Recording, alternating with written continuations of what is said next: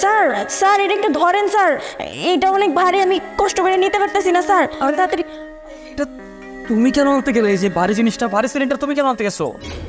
কি করবো স্যার, আমি তো আপনার ডাকতেই গেছিলাম, কিন্তু যাইয়া দেখি আপনি অনেক ব্যস্ত, এর লেগে আর ডাকি নাই। ভাবলাম আপনারা শুধু শুধু বিরক্ত করে কোনো লাভ আছে, আমি নিজেই আনতাছিলাম। না না, তাই বলে এরকম ভারী সিলিন্ডার নেক্সট টাইম কখনো তুমি এনো না। দেখো, তুমি মেয়েদের কাজ যেটা তুমি সেটা করবে, রান্না বান্নার কাজ করবা, আর ভারী কাজের জন্য আমাকে বলো, আমি তো ফ্রি থাকি, সমস্যা নেই। হ্যাঁ আচ্ছা ঠিক আছে স্যার, তাহলে আমি যাই। আচ্ছা তুমি তাহলে যাও, গিয়ে তোমার রান্না বান্নার কাজ করো, আর আমি এটা কিচেনে রাখতেছি। আচ্ছা ঠিক আছে স্যার, আপনি এটা নিয়ে আসেন।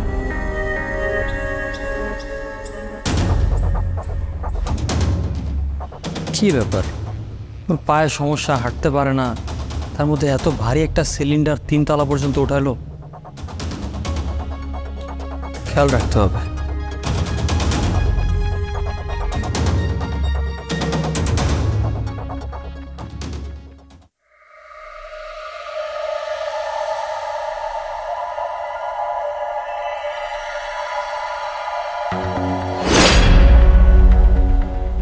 এই সত্যি করে বলো তো, তুমি কে?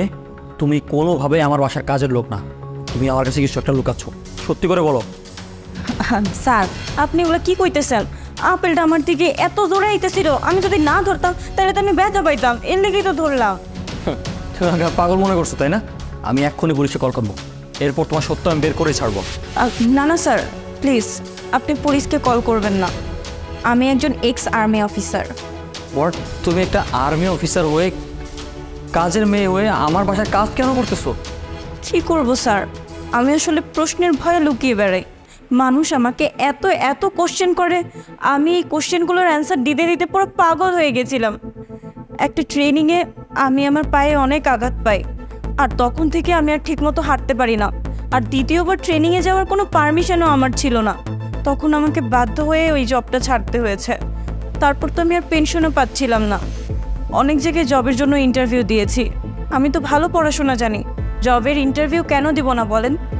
কিন্তু সবাই আমাকে বলতো আমার পায়ে তো সমস্যা আছে, এই বাহানায় আমি ছুটি নিয়ে একদমই চাকরিতে আসতে চাইবো না, এই জন্যই আমি আগের জবটা ছেড়ে দিয়েছি। তাই আমি বাধ্য হয়ে মানুষের বাসায় কাজের লোক হিসেবে জয়েন দিয়েছি, কিন্তু সেখানেও আমাকে অনেক সমস্যার সম্মুখীন হতে হয়েছে। একদিন তো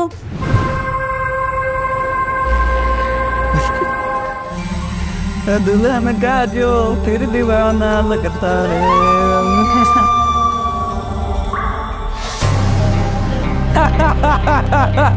ওরে বাবা রে, কি ব্যাপার স্যার, আমি কতক্ষণ ধরে দেখতেছি আপনি আমার উল্টাপাল্টা কথা কইতেছেন আর হাসতেছেন। একটা কথা বলতো তুই আমাকে, তুই কি আগে আর্মিতে চাকরি করতি নাকি রে?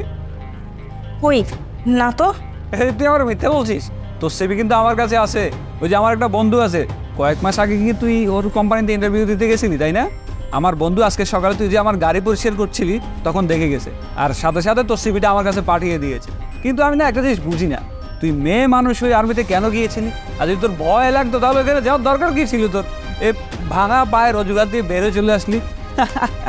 কিন্তু আমার না একটা জিনিস কনফিউজড আমি, তোর পা না ভেঙে গেছে, কোন জায়গায় ভাঙছে একটু আমাকে দেখা তো, দেখা দেখা। স্যার আপনি আমাকে কি মনে করেছেন? দেখেন আমি আর্মিতে কাজ করি না ঠিক আছে, কিন্তু আমার সাহস এখনো অনেক আছে। আপনি হয়তো বা জানেন না যে ছেলে মেয়ের সমান অধিকার আছে, আপনি আমাকে মেয়ে বলে এভাবে কথা বলতে পারেন না। আর আজকের পর থেকে আমি আপনার বাসায় কাজ করব না, আপনি অন্য মেয়ে দেখে নেন। আমাকে যেন এই কাজের জন্য কোনো খোঁচা না শুনতে হয়, আমার দেশপ্রেম নিয়ে যাতে কোনো প্রশ্ন না তোলে, সেই কারণেই আমি নিজেকে পরিবর্তন করে ফেলেছি। আমি আর পারছিলাম না এইসব নিতে। আপনার কথা শুনে আসলে খুবই খারাপ লাগছে, আমাদের দেশের মানুষ। আচ্ছা আমি আপনাকে হাত জোর করে বলতেছি যে আপনার সেবা করার প্লিজ আমাকে একটা সুযোগ দিন। আপনি সব কী বলছেন? আপনি আমার সেবা কিভাবে করবেন? দেখুন আমি আপনাকে বলি কি, যেহেতু আপনি ওয়েল এডুকেটেড, আপনি স্টাডি করেছেন, তাহলে আপনি কেন আমার বাসায় কাজ করবেন? আপনি আমার অফিসে একটা কাজ করেন, আমি আপনাকে এমন একটা কাজ ম্যানেজ করে দিব যেখানে আপনি বসে বসে কাজ করতে হবে, আর আপনার পায়ের জন্য আপনার কোনো প্রবলেমও হবে না। আর আমি আপনাকে কথা দিচ্ছি, আমার অফিসের কোনো মানুষ আপনার দিকে কোনো বদনজরে তাকাতে পারবে না। আপনি সত্যি বলছেন স্যার? হ্যাঁ সত্যি।